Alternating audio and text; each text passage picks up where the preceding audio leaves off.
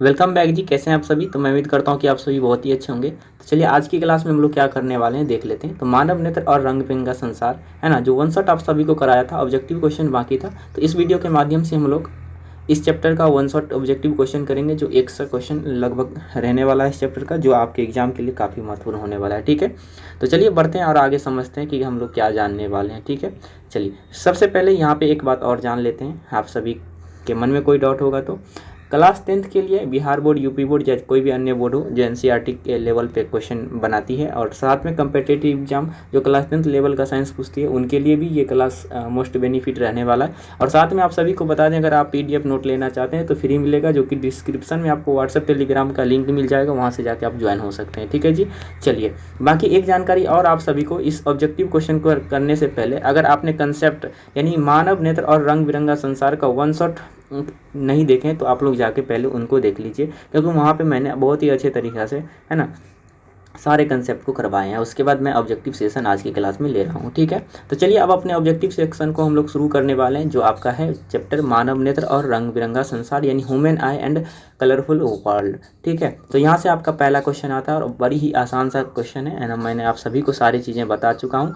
तो यहाँ पे बताइए कि मनुष्य के लिए सामान्य न्यूनतम स्पष्ट दूरियाँ कितनी होती है। तो याद रखिएगा कौन सा ऑप्शन सही हो जाएगा मेरे दोस्त। तो 25 सेंटीमीटर आप सभी को मैंने बताया था, तो ऑप्शन बी आपका बिल्कुल ही सही उत्तर है। चलिए तो दूसरे क्वेश्चन के ऊपर बढ़ते हैं। दूसरा क्वेश्चन है आपका कि मानव नेत्र में किस प्रकार का लेंस पाया जाता है। तो बताइए मानव नेत्र में जो है वो किस प्रकार का लेंस पाया जाता है। तो याद रखिएगा मानव नेत्र में उत्तल लेंस पाया जाता है। ऑप्शन नंबर आपका ए जो है वो बिल्कुल ही सही उत्तर है। ठीक है, चलिए नेक्स्ट क्वेश्चन है ना, इसी से रिलेटेड क्वेश्चन है कि आँख का व्यवहार जो है वो किस प्रकार से होता है। बताइए आँख का व्यवहार किस प्रकार से होता है। तो याद रखिएगा उत्तल लेंस की भांति होता है। तो ऑप्शन नंबर आपका सी जो है बिल्कुल ही सही उत्तर हो जाएगा। नेक्स्ट है आपका क्वेश्चन नंबर 4 कि पुतली के साइज को जो है वो कौन नियंत्रित करता है। ठीक है, सारे क्वेश्चन बहुत ही महत्वपूर्ण है। तो पुतली के साइज को कौन नियंत्रित करता है, तो याद रखिएगा परितारी क्या करता है। ऑप्शन नंबर आपका बी जो है वो बिल्कुल ही सही उत्तर है। ठीक है, चलिए नेक्स्ट है आपका क्वेश्चन नंबर 5 कि एक स्वस्थ आँख की दूर बिंदु कितना होता है। तो याद रखिएगा यहाँ से आपसे पूछा है दूर बिंदु। ठीक है, तो दूर बिंदु क्या होता है, तो याद रखिएगा दूर बिंदु अनंत होता है। ठीक है, दूर बिंदु अनंत होता है। और अगर नज़दीक बिंदु पूछे यानी कि नियरेस्ट पूछे, नज़दीक पूछे तो सॉरी 25 मीटर नहीं 25 सेंटीमीटर है ना। तो ये याद रखिएगा नियर पॉइंट होता है, यानी नज़दीक। अगर नज़दीक पॉइंट पूछे तो है ना जी, तो याद रखिएगा नज़दीक कितना होता है, तो 25 सेंटीमीटर। उसके बाद अगला क्वेश्चन है आपका कि नेत्र में प्रवेश करने वाली प्रकाश की किरणें का अधिकांश भाग जो है अपवर्तन हो जाता है। कहाँ पे हो जाता है बताइएगा, है ना। नेत्रोद के अंतरपृष्ठ पर या अभिनेत्र के अंतरपृष्ठ पर, कॉर्निया के बाहरी पृष्ठ पर, या इनमें से कोई भी नहीं। तो बताइए इसका जो सही उत्तर होगा है ना क्या होगा। मैंने आप सभी को बताया था कहाँ पे होता है, तो कॉर्निया के बाहरी पृष्ठ पर। ऑप्शन नंबर आपका जो है ओ सी बिल्कुल ही सही उत्तर है। नेक्स्ट है आपका क्वेश्चन नंबर 7 कि निम्नलिखित में से कौन जो है वो नेत्र का रंगीन भाग होता है। तो नेत्र का रंगीन भाग कौन सा होता है, तो याद रखिएगा परितारिका। ऑप्शन नंबर आपका सी जो है बिल्कुल ही सही उत्तर है। नेक्स्ट है आपका क्वेश्चन नंबर 8 पे हम लोग चलते हैं। तो क्वेश्चन नंबर 8 है कि मानव नेत्र के लिए जो है दृष्टि अस्थायीता होता है, यानी कि कोई भी वस्तु का जो प्रतिबिंब बनाता है हमारा नेत्र है ना, तो कितने समय तक जो है वो आँख में बना रहता है प्रतिबिंब, यही बात बोला गया है। ठीक है, तो बताओ याद रखिएगा 1/16 सेकेंड्स है ना, कितना 1/16 सेकेंड। तो ऑप्शन नंबर आपका ठीक है बी जो है बिल्कुल ही सही उत्तर हो जाएगा। चलिए नेक्स्ट है आपका कि नेत्र में किसी वस्तु का प्रतिबिंब कहाँ पे बनता है। अच्छा सा क्वेश्चन है ना। बहुत सारे इसमें जो भी क्वेश्चन आप सभी को मैं यहाँ पे करा रहा हूँ, इसमें आप सभी को बता दें है ना, यहाँ पे आपको PYQ यानी कि प्रीवियस ईयर क्वेश्चन जो है आपके बोर्ड की एग्जाम द्वारा पूछा गया क्वेश्चन बैंक का है, इसमें वो क्वेश्चन भी इंक्लूड है। साथ में आपको मॉडल पेपर का क्वेश्चन इंक्लूड है ना, NCERT का क्वेश्चन इंक्लूड है, और बाकी बचे हुए क्वेश्चन जो है मैंने खुद से तैयार करके यहाँ पे आपको सेट किया है। ठीक है, तो सभी प्रकार के क्वेश्चन इसमें इंक्लूड है कि कोई भी क्वेश्चन यहाँ से बाहर जो है उन पूछने की संभावना नहीं बनेगी। ठीक है, तो याद रखिएगा कहाँ पे बनता है जी, है ना, तो रेटिना पे बनता है, दृष्टि पटल पे बनता है। तो याद रखिएगा ऑप्शन नंबर आपका बी जो है बिल्कुल ही सही उत्तर है। नेक्स्ट आप लोग बताइएगा क्वेश्चन नंबर आपका 10 है कि नेत्र के द्वारा किसी भी वस्तु का कैसा प्रतिबिंब बनता है। अच्छा सा क्वेश्चन है, बताइएगा हमारी जो आँख है ना उनमें किसी भी वस्तु का कैसा प्रतिबिंब बनता है। तो याद रखिएगा वास्तविक बनता है, उल्टा बनता है, लेकिन कैसा बनता है, छोटा बनता है। ठीक है, तो ऑप्शन नंबर आपका डी जो है वो बिल्कुल ही सही उत्तर हो जाएगा। चलिए नेक्स्ट क्वेश्चन के ऊपर बढ़ते हैं। अगला क्वेश्चन है आपका कि मानव नेत्र में प्रवेश करने वाली प्रकाश की मात्रा को नियंत्रित किया जाता है। तो बताइए किसके द्वारा जो है वो नियंत्रित किया जाता है। हमारी आँख में प्रकाश जाती है, ठीक है, हम लोग जानते हैं। तो बताओ उसका नियंत्रित करने वाला तो कोई होना चाहिए ना, है ना। ऐसा थोड़ी है कि कोई नियंत्रित करने वाला नहीं होगा। तो किसके द्वारा होता है जी, तो याद रखिएगा पुतली के द्वारा जो है हमारे आँख में प्रवेश करने वाली प्रकाश की मात्रा को नियंत्रित किया जाता है, ठीक है। चलिए अगला बताइएगा क्वेश्चन नंबर आपका है ना 11 के बाद आता है क्या 12।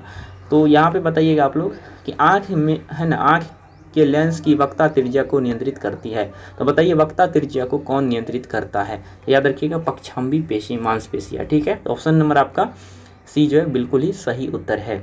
चलिए इसके बाद क्वेश्चन नंबर आपका 13 है कि जो नेत्र निकट स्थित वस्तु को साफ नहीं देख सकता है उस नेत्र में क्या होता है, बताइए, है ना। ये क्वेश्चन आप सभी को ये कंसेप्ट मैंने समझाया था कि जो नेत्र जो है वो निकट स्थित वस्तु को साफ नहीं देख सकता है। तो बताओ यहाँ पे उसको हम लोग क्या कहते हैं। तो जो निकट की वस्तु को नहीं देखता है उसे हम दूर कहते हैं, दूर दृष्टि दोष, है ना। ऑप्शन नंबर आपका जो है वो क्या हो जाएगा, ए जो है बिल्कुल ही सही उत्तर है। तो यहाँ पे देखिए तो इसका क्या मतलब हुआ कि कोई भी वस्तु, देखिए यहाँ पे भी आपको मैंने समझाया था कि जब दूर दृष्टि दोष, निकट दृष्टि दोष और जरा दृष्टि दोष पढ़ाया था। तो यहाँ पे देखिए ये दूर दृष्टि दोष, इसका मतलब है कि दूर की तो दृष्टि है लेकिन दोष किस में है, तो ये दूर वाली में है ना। तो ऐसे आप लोग को समझना है। उसके बाद देखिए अगर निकट दृष्टि दोष है तो बताओ निकट दृष्टि, इसका क्या मतलब हुआ कि निकट की दृष्टि तो है, मतलब निकट की वस्तु को देख सकता है, लेकिन दोष किस में है, तो दूर की वस्तु में है। तो यही चीज़ आप सभी को मैं समझाना चाहता था, ठीक है। तो ऑप्शन नंबर आपका याद रखिएगा ये जो है बिल्कुल ही सही उत्तर है।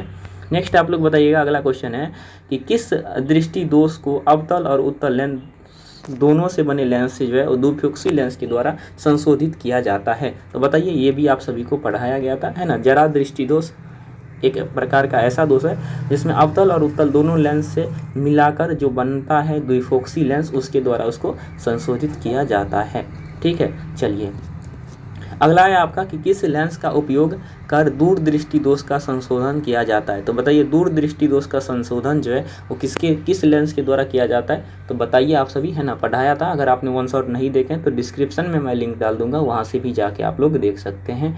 बाकी प्लेलिस्ट भी तैयार है, ठीक है। तो ऑप्शन नंबर आपका ए जो है बिल्कुल ही सही उत्तर हो जाएगा, उत्तल लेंस। चलिए नेक्स्ट आप लोग बताइएगा क्वेश्चन नंबर आपका 16 है कि निकट दृष्टि दोष को दूर करने के लिए चश्मा में किस लेंस का व्यवहार किया जाता है। तो इस बार है निकट दृष्टि दोष आपसे पूछा है, तो याद रखिएगा अवतल लेंस, ठीक है ना। याद रखिएगा निकट दृष्टि दोष के लिए अवतल लेंस का उपयोग किया जाता है। अगला है क्वेश्चन आपका क्वेश्चन नंबर 17 कि दूर दृष्टि दोष वाला नेत्र साफ साफ देख सकता है। तो बताइए यहाँ पे क्या है, दूर दृष्टि दोष आपसे पूछा है ना। तो दूर की दृष्टि है, इसका मतलब है कि वो क्या कर सकता है, बताओ। तो दूर की वस्तु को आसानी तरीका से देख सकता है, ठीक है। तो क्या कर सकता है, तो दूर की वस्तु को देख सकता है ना, साफ साफ, क्योंकि दूर दृष्टि दोष है। याद रखिएगा दोष किस में, तो निकट की देखने में। अगला बताइएगा कि निकट दृष्टि दोष वाला जो है वो साफ साफ देख सकता है। तो बताइए निकट दृष्टि है ना, तो यहाँ पे निकट दृष्टि तो है, तो निकट दृष्टि है इसका मतलब निकट की वस्तु को देखेगा, लेकिन दोष है किस में, तो दूर वाली वस्तु में, है ना, दूर वाली वस्तु में। तो ऐसे आप सभी को याद रखना है। अगला बताइएगा क्वेश्चन नंबर आपका 19 है कि एक प्रिज्म जो है वो कितने सतहों से घिरा होता है, ठीक है। एक प्रिज्म कितने सतहों से घिरा होता है, तो कुल 5 सतहों से घिरा होता है। ऑप्शन नंबर आपका है ना डी जो है बिल्कुल ही सही उत्तर है। चलिए नेक्स्ट आप लोग बताइएगा क्वेश्चन नंबर आपका जो है वो 20 है कि स्पेक्ट्रम में किस रंग की किरण का झुकाव सबसे अधिक होता है, बताइए, है ना। इन सभी चीज़ों पे हम लोग चर्चा कर चुके हैं। अगर आपने वन शॉट नहीं देखे हैं तो आप लोग जाके देख सकते हैं। तो बताइए किसका झुकाव सबसे अधिक होता है, तो बैगनी का होता है। ऑप्शन नंबर आपका डी जो है बिल्कुल सही उत्तर हो जाएगा। चलिए नेक्स्ट आप लोग बताइएगा कि श्वेत रंग जो है वो कितने रंगों के मेल से बने होते हैं। श्वेत रंग जो है वो कितने रंगों के मेल से बने होते हैं, याद रखिएगा 7 रंगों के मेल से बने होते हैं। बहुत ही प्यारा सा क्वेश्चन है ना। चलिए अगला है क्वेश्चन आपका क्वेश्चन नंबर 22 कि किस रंग का विचलन न्यूनतम होता है, यानी विचलन जो है वो सबसे कम होता है, डेविएशन सबसे कम होता है ना, सबसे कम झुकता है। तो लाल रंग सबसे कम झुकता है, ठीक है। तो ऑप्शन नंबर आपका जो है वो ये बिल्कुल ही सही उत्तर हो जाएगा। चलिए नेक्स्ट आप लोग बताइएगा क्वेश्चन नंबर आपका 23 है कि श्वेत प्रकाश वर्णक्रम में किस रंग की किरण का विचलन जो है वो सबसे अधिक होता है। तो बताइए श्वेत प्रकाश वर्ण में सबसे अधिक विचलन होता है, यानी सबसे अधिक झुकाव जो है वो किसका होता है, तो बैंगनी का होता है। तो ऑप्शन नंबर आपका डी जो है बिल्कुल ही सही उत्तर है। ठीक है, चलिए तो नेक्स्ट आप लोग बताइएगा क्वेश्चन नंबर आपका 24 है कि स्पेक्ट्रम प्राप्त करने के लिए किसका उपयोग होता है। ठीक है, स्पेक्ट्रम यानी वर्ण विक्षेपण करने के लिए, यानी एक श्वेत प्रकाश को विभिन्न यानी 7 रंगों में तोड़ने के लिए किसका उपयोग किया जाता है, तो प्रिज्म का उपयोग करते हैं। तो ऑप्शन नंबर आपका डी जो है वो बिल्कुल ही सही उत्तर हो जाएगा। ठीक है, चलिए तो नेक्स्ट क्वेश्चन आप लोग बताइएगा क्वेश्चन नंबर 25 कि प्रकाश का प्राथमिक रंग जो है वो कौन सा है ना। प्रकाश का प्राथमिक रंग कौन सा होता है, तो याद रखिएगा जो बेसिकली प्रकाश जो हम जानते हैं जो है 1 मिनट है ना, प्रकाश जो है आपका वो 7 रंगों से मिलके बना होता है। ठीक है, लेकिन 7 रंगों में भी जो मुख्य कलर कौन सा है, यानी कि मेन कलर जो है वो कौन सा है, अगर आपसे पूछा जाए कि जिसका महत्वपूर्ण सबसे ज़्यादा होता है, तो वो बताइएगा आप लोग लाल, हरा और नीला है ना। तो लाल, हरा और नीला ये 3 प्रकार के कलर को हम प्राथमिक कलर कहते हैं। सबसे अच्छा जो है कलर मतलब सबसे इंपॉर्टेंट है, प्राथमिक है, याद रखिएगा। तो इसलिए ऑप्शन नंबर आपका डी जो है बिल्कुल ही सही उत्तर हो जाएगा। चलिए अगला क्वेश्चन आप लोग बताइएगा कि श्वेत प्रकाश में वर्ण विक्षेपण उत्पन्न करता है। तो बताइए श्वेत प्रकाश में वर्ण विक्षेपण कौन उत्पन्न करता है जी, है ना। तो बता चुका हूँ आप सभी को, प्रिज्म करता है। ठीक है, तो ऑप्शन नंबर आपका डी जो है बिल्कुल ही सही उत्तर है। ठीक है, चलिए क्वेश्चन नंबर आपका 27 है, बताइएगा कि आकाश का नीला रंग होना किस परिघटना का परिचय है। चलिए आप लोग बताइए आकाश का जो रंग नीला होता है वो किस घटना का परिचय है। तो याद रखिएगा परिकिरण का। ऑप्शन नंबर आपका डी जो है सी जो है वो बिल्कुल ही सही उत्तर हो जाएगा। चलिए नेक्स्ट है क्वेश्चन आपका क्वेश्चन नंबर 28 कि प्रकाश का न्यूनतम तरंगदैर्घ्य होता है। ठीक है ना, प्रकाश का न्यूनतम तरंगदैर्घ्य होता है। तो याद रखिए कितना हो सकता है ना, जो प्रकाश का तरंगदैर्घ्य होता है, तो हम जानते हैं कि 7 रंगों का कलर होता है और 7 रंगों का अलग अलग तरंगदैर्घ्य होता है, लेकिन सबसे कम तरंगदैर्घ्य किस है ना कितना हो सकता है, तो याद रखिएगा है ना 380 हो सकता है। ठीक है, 380 न्यूटन मीटर हो सकता है, याद रखिएगा। ठीक है, तो ऑप्शन नंबर आपका बी जो है बिल्कुल ही सही उत्तर है। ठीक है, सॉरी न्यूटन मीटर नहीं होगा जी, है ना, न्यूटन मीटर नहीं होगा, याद रखिएगा, है ना, नैनोमीटर। उसके बाद अगला बताइएगा कि इंद्रधनुष जो है वो क्यों रंगीन होता है। ठीक है, बताइए इंद्रधनुष क्यों रंगीन होता है ना। तो यहाँ पे आपको ऑप्शन पढ़ सकते हैं कि जल कण के द्वारा जो है श्वेत प्रकाश के वर्ण विपेक्षण के कारण, जल कण के द्वारा अपवर्तन के कारण, वायु द्वारा सफ़ेद, है ना। तो ये तो वायु द्वारा होता ही नहीं है, या तो होगा ऑप्शन ए या तो ऑप्शन बी।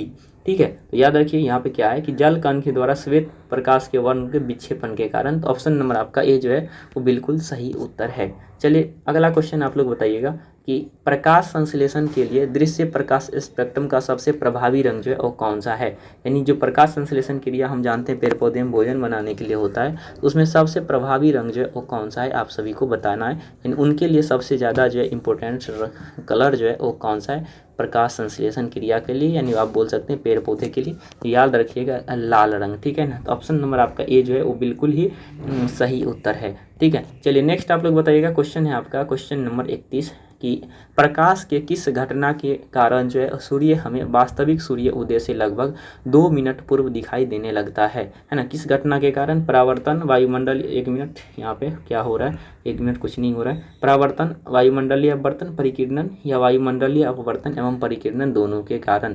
तो बताइए ऐसा जो है वो किस लिए होता है जी। तो याद रखिएगा वायुमंडलीय अपवर्तन के कारण, कन्फ्यूजन नहीं रहना है। ठीक है, ऑप्शन नंबर आपका बी जो है बिल्कुल ही सही उत्तर है।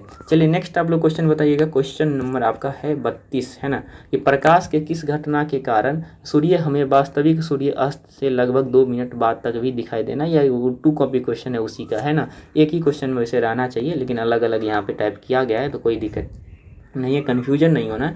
वायुमंडलीय अपवर्तन के कारण ही होता है ना, दोनों चीज़ें सेम ही होता है। ठीक है, चलिए अगला है क्वेश्चन नंबर आपका 33 कि तारे का टिमटिमाने का जो कारण है वो क्या कारण है। ठीक है, तो याद रखिएगा वायुमंडलीय अपवर्तन है इसका भी कारण। तो ऑप्शन नंबर आपका बी जो है वो बिल्कुल ही सही उत्तर है। ठीक है, चलिए 34 नंबर क्वेश्चन आप लोग बताइएगा कि ओजोन परत जो है वो किस हानिकारक विकिरण से पृथ्वी को सुरक्षा प्रदान करती है। ठीक है ना, चलिए बहुत अच्छा सा क्वेश्चन है, याद रखिएगा अवरक्त विकिरण, तापीय विकिरण या पैरावैगनिक विकिरण, या इनमें से सभी, है ना। इनमें से सभी जो है ऑप्शन नहीं होगा, याद रखिएगा पैरावैगनिक विकिरण। ऑप्शन नंबर आपका जो है वो सी बिल्कुल ही सही उत्तर है। और पैरावैगनिक किरण है ना बहुत ही खतरनाक होता है, इतना खतरनाक होता है कि अगर इसकी मतलब ये जो पराबैंगनी किरण होता है, अगर ये आपके शरीर पे पड़ जाए ना तो वहाँ पे आपको है ना कैंसर हो सकता है। ठीक है, ये इतना खतरनाक होता है। इसकी सुरक्षा कौन करता है? तो ओजोन परत करता है। ठीक है, चलिए आगे समझते हैं।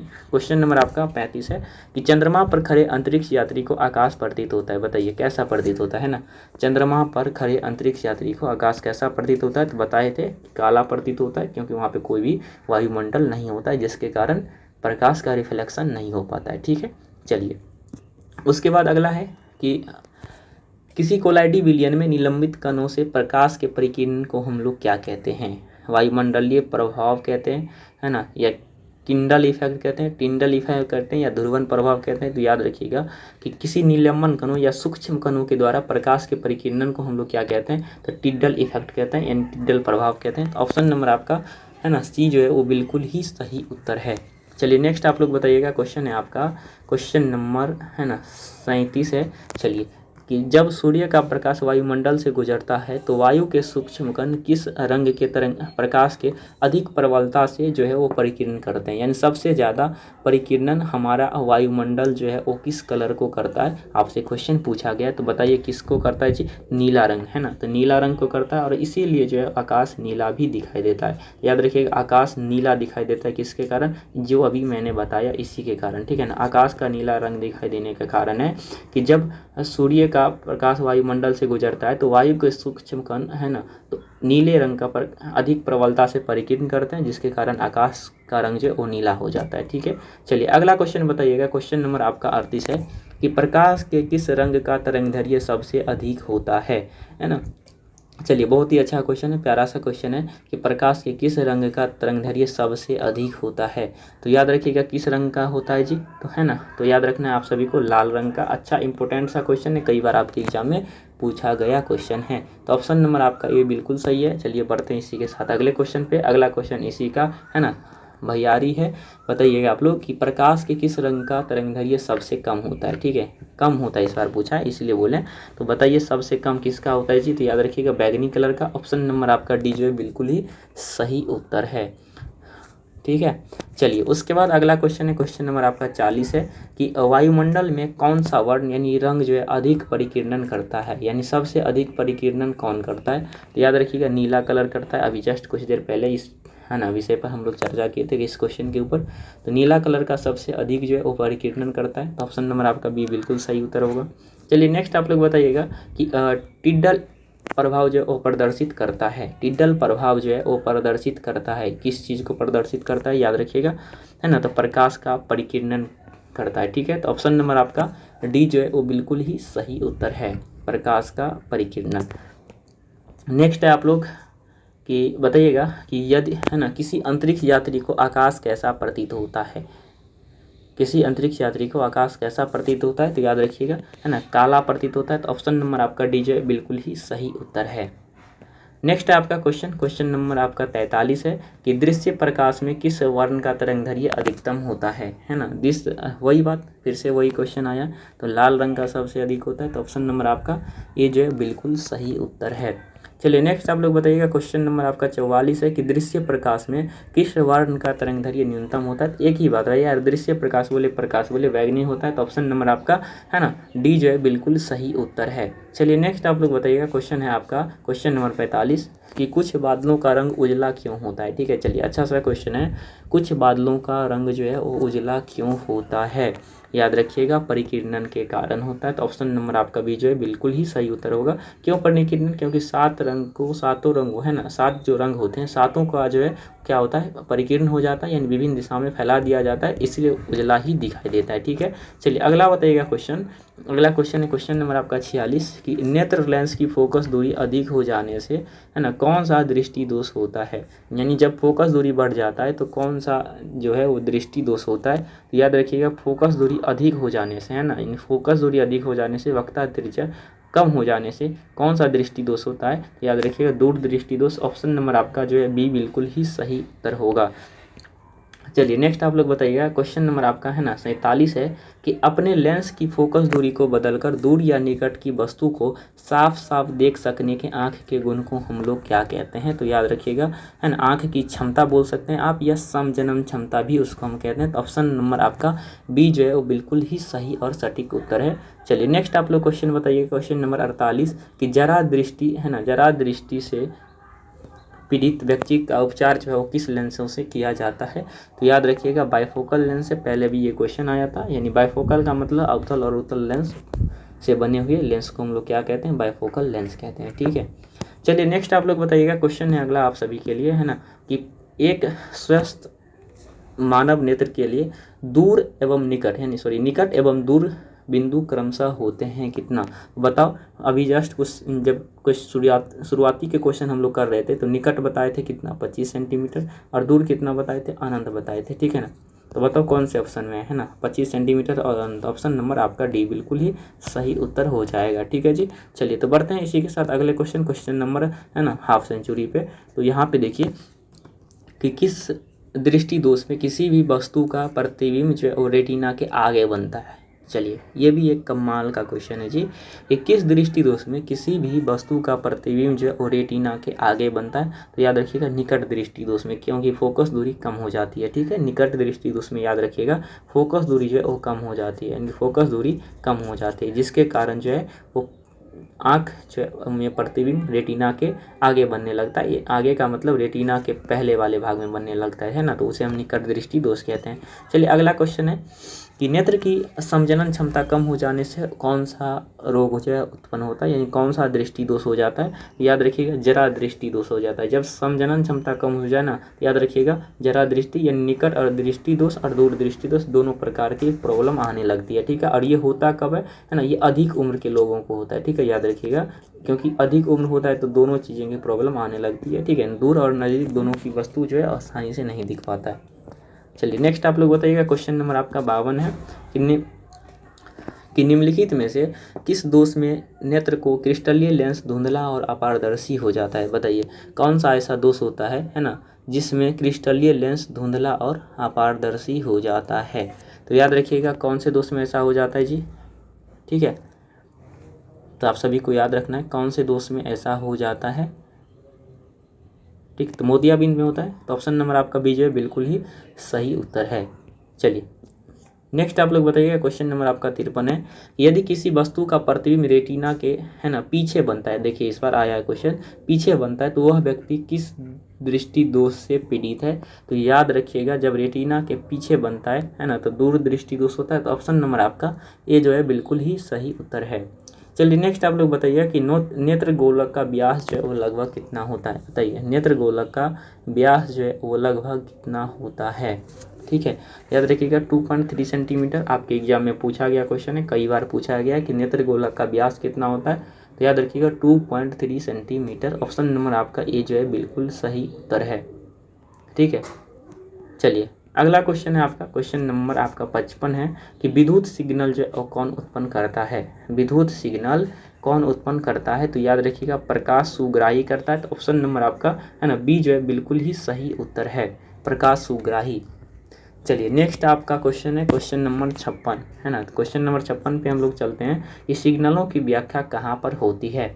तो सिग्नलों की व्याख्या कहाँ पे होता है जी? तो कोई भी सिग्नल कहने का ये मतलब हुआ कि जब हम किसी वस्तु को देखते हैं तो देखने का आभास होता है, तो वो सिग्नल कौन भेजता है ना? आँख से जो है सिग्नल हमारे ब्रेन तक कैसे पहुँचता है इसकी बात कर रहा है, तो वो मस्तिष्क में पहुँचता है। ठीक है ना, यानी सिग्नल की व्याख्या जो है कहाँ पे होती है? तो हमारी मस्तिष्क में होती है। चलिए अगला बताइएगा कि आँख की पुतली किस प्रकार कार्य करती है? ठीक है, तो याद रखिएगा परिवर्ती द्वारा की भांति कार्य करती है, यानी आँख की पुतली जो है वो इसकी साइज जो है हमेशा बदलती रहती है। ठीक है ना, प्रकाश की मात्रा के अनुसार। तो याद रखिएगा ये परिवर्ती द्वारा की भांति जो है वो कार्य करती है। चलिए नेक्स्ट आप लोग क्वेश्चन बताइएगा, क्वेश्चन नंबर आपका जो है वो 58 है कि कॉर्निया के पीछे जो एक संरचना होती है उसे हम क्या कहते हैं? ठीक है, कॉर्निया के पीछे एक संरचना होती है उसे हम क्या कहते हैं? तो परितारिका कहते हैं। तो ऑप्शन नंबर आपका डी जो है वो बिल्कुल सही उत्तर है और सटीक उत्तर है। चलिए नेक्स्ट आप लोग बताइएगा कि निकट दृष्टि दोष उत्पन्न होने का जो है वो कारण क्या है? निकट दृष्टि दोष उत्पन्न होने का कारण क्या है? तो याद रखिएगा निकट दृष्टि दूर होने का कारण है कि फोकस दूरी का कम हो जाना, या आप उसके दूसरे लफ्जों में कह सकते हैं कि वक्ता त्रिज्या की कम हो जाना, बढ़ जाना। फोकस दूरी कम होता है तो वक्ता त्रिज्या बढ़ जाते हैं, हम लोग जानते हैं। ठीक है, चलिए अगला क्वेश्चन है आपका क्वेश्चन नंबर 7 कि मंद प्रकाश में किसकी शिथिलता से पुतली जो है वो पूर्ण रूप से फैल जाती है, बताइए। मंद प्रकाश में यानी जब प्रकाश कम रहता है तो किसके कारण जो है पुतली पूर्ण रूप से फैल जाती है। यानी जब हम जानते मतलब आप लोग भी ऐसा देखे होंगे कि जैसे ही अगर हम हमारे मतलब लाइट कटती है या अंधेरा का समय होता है तो हमारी आंख जो है ना वो ज़्यादा मतलब क्या कहते हैं फैल जाती है, तो पुतली फैल जाती है। जिसके कारण होता है तो किसके कारण जी, आइरिस के कारण, यानी आप बोल सकते हैं आइरिस के कारण। इसी को हम है ना हिंदी में क्या कहते हैं, परितारिका कहते हैं। तो ऑप्शन नंबर आपका बी और सी जो है वो दोनों ही सही होगा।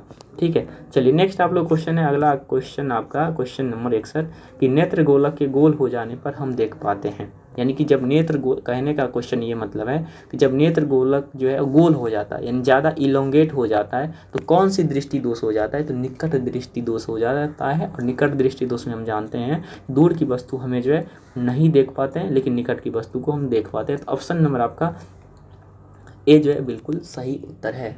ठीक है, चलिए अगला है क्वेश्चन आपका क्वेश्चन नंबर है ना 61 के बाद 62 है कि दृष्टि निर्बंध सिद्धांत का उपयोग जो है वो कहाँ पर किया जाता है। ठीक है ना, दृष्टि निर्बंध सिद्धांत का उपयोग कहाँ पर किया जाता है, तो याद रखिएगा चलचित्र के परिक्षेपण में किया जाता है। तो ऑप्शन नंबर आपका ये जो है बिल्कुल सही उत्तर है। ठीक है, चलिए याद रखिएगा। उसके बाद अगला क्वेश्चन है आपका क्वेश्चन नंबर है ना 63 कि जब लेंस पूर्णतः गोलीय न होने के कारण किस प्रकार का दोष होता है। देखिए इससे पहले जो क्वेश्चन आया था उसमें था नेत्र पूर्णतः गोलीय हो जाने के कारण कौन सा दोष होता है, तो निकट दृष्टि दोष। यहाँ पे पूर्णतः गोलीय न होने के कारण किस प्रकार का दोष होता है, तो आप ही बता सकते हैं, बताओ। दूरदृष्टि दोष ऑप्शन, यानी जिसे हम दीर्घ दृष्टि दोष भी कहते हैं। तो ऑप्शन नंबर आपका है ना जो सही होगा ऑप्शन नंबर आपका बी, याद रखिएगा। चलिए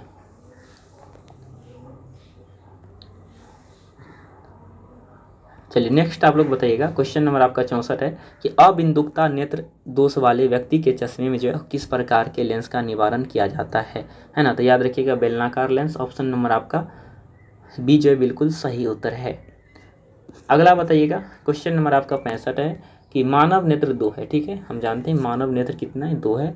अतः इसका जो दृष्टि क्षेत्र है वो कितना होता है, यानी 2 आंखों से हम कितना डिग्री तक देख सकते हैं, तो याद रखिएगा 180 डिग्री तक देख सकते हैं, यानी ठीक है ना 180 डिग्री तक हम लोग देख पाते हैं। नेक्स्ट है आपका क्वेश्चन नंबर 66 कि रेटिना जो है वो प्रकाश को परावर्तित करता है।